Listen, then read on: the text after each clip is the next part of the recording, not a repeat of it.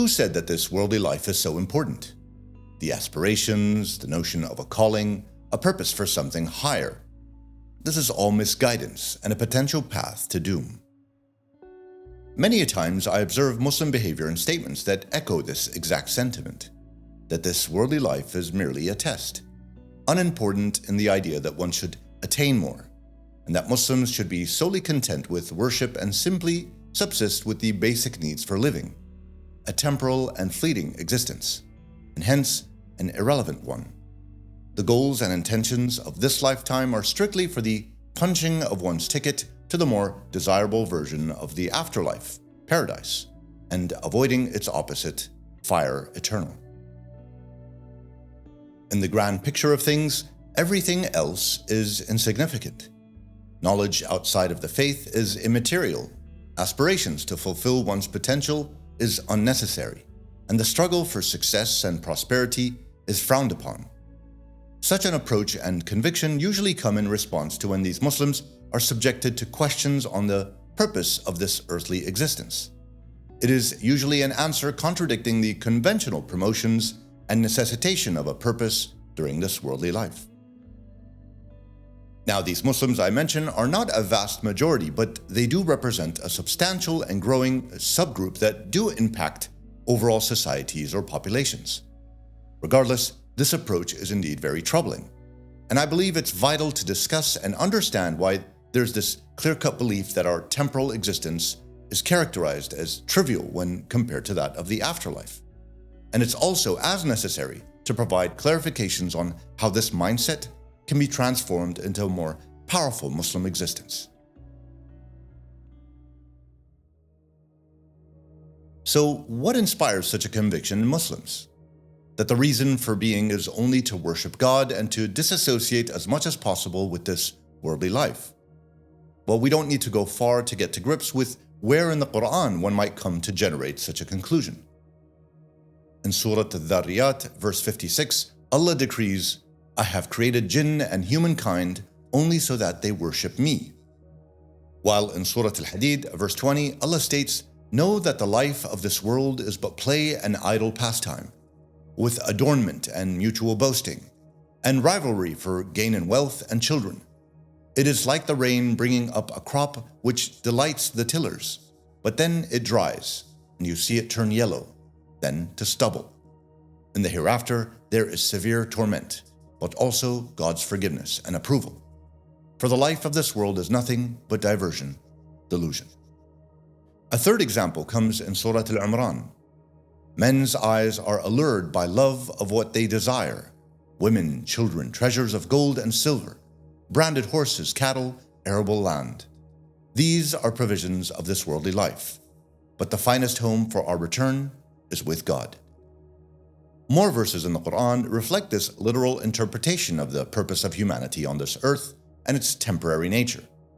Surah Al-Rahman, Al-Baqarah, At-Tawbah are a few that echo this concept of the prioritization of faith and its practice as being of the most vital importance for Muslims in this terrestrial life. So, in reflection of these verses in the Quran, one might sympathize with Muslims who do believe that this worldly existence is futile, that they have a valid point in exercising the notion of a purpose in this life that is far away from the worship of Allah and in the attainment of His ultimate benevolence.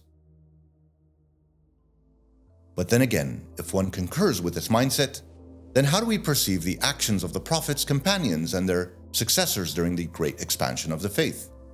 Shouldn't have they been content with what Allah had granted them in terms of a Muslim nation, be it across the Arabian Peninsula or beyond, and solely have practiced their faith as they had understood it at the time? Why do more when much was already achieved in the name of Islam? Shouldn't we then also reject most Muslim accomplishments, especially during the Golden Age era with its Islamic advancements, leaps and bounds across all fronts, be it in religious, documentation, jurisprudence, in medicine, in philosophy and science, mathematics, and so on, since these were all acts outside the worship of God? Were these Muslim scholars wrong in exhibiting interest, curiosity, drive, and achievement outside of a devotion to Allah? It's difficult to ascertain the thoughts and intentions of these scholars regarding their efforts and why they exhibited such strong purpose in worldly knowledge and expression. But it wouldn't be a long shot to recognize that for these beacons of enlightenment and wisdom, their disciplined efforts, enthusiasm for life, and willpower to do the best they could all fall into a single category called worship. Worship to the One, worship to God, and worship to Allah. So drawing this separation in life along worship lines appears to be the divider here. What is considered worship and what is not? Let me get this out first. The commitment to practicing one's faith is beyond question here. Worship through the recognition of the oneness of God, the prayers, the fasting, the Hajj, and the charity. But beyond that and the literal interpretation, what else does worship entail for Muslims?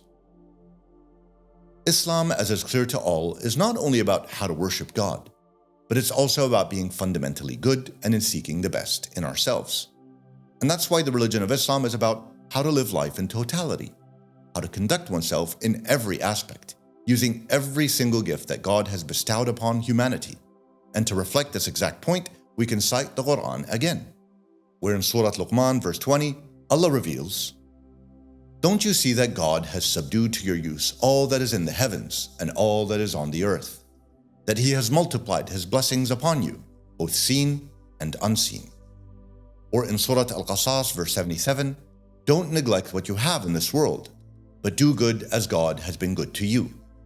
And finally in Surah Al-Infitar, verse 5, Allah says, "Then each soul shall know the good deeds it has accrued and those it has left undone." This last verse speaks of wasted potential and how such waste plays into the ultimate weighing of one's aggregate of comprehensive worship during the worldly life. And so we come back again to worship and where the lines are drawn. And if we use the conventional analogy of this worldly existence as a test, then this suggests that in life we want to answer all the questions correctly, even attempt the bonus questions that will provide us with a better chance in achieving the goal of eternal paradise. So life in its entirety needs to be addressed through worship and excelled at. It's not only the religious rituals that afford us the good deeds, but every aspect of life that we excel in that then adds to our grand total of righteousness. Life, therefore, needs to be studied and restudied with mistakes happening along the way, and thereby we learn more and learn better. To become better versions of ourselves by taking chances and going outside of our comfort zone, up until the moment this life ceases to exist. Exactly as those scholars, leaders, and societies did in the Golden Age of Islam. Yet when we return back to those Muslims who dwell in the mindset that this life is purely unimportant, it is clear that they look at success at being a root of evil, as disobedience. They look at how prosperity is the propagator of straying from faith and religious obligations, how the seeking of reason, knowledge, and discovery as elements that can test or shake one's conviction of faith, even though faith needs no convincing. For this group of Muslims, it's easier to associate the byproducts of learning and working hard and seeking the best version of oneself with materialism and wealth attachment, with elements of vanity and self-aggrandizement. And the association gives them license to disassociate from this worldly life.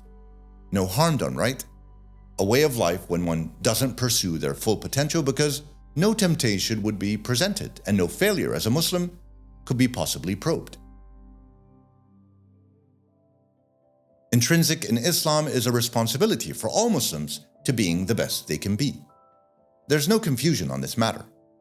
To learn, to seek, to be curious, to excel, to work hard, to realize potential, to not let God-given talent go to waste, to then self-develop, and then to do it all over again. This is all worship. And what is even more worship and a sign of more good deeds to come is when this intention comes with inspiring those around us and helping those that can't or those who haven't yet discovered their path. This is charity, the fifth pillar of Islam. It is about giving from yourself to help others, to life being more than about yourself and your personal journey to heaven, and becoming an inspiration to several, tens or hundreds of people, be it through striving hard and becoming a renowned scientist, enlightened author, or a professional athlete. One will be the cause of more good deeds than one can imagine.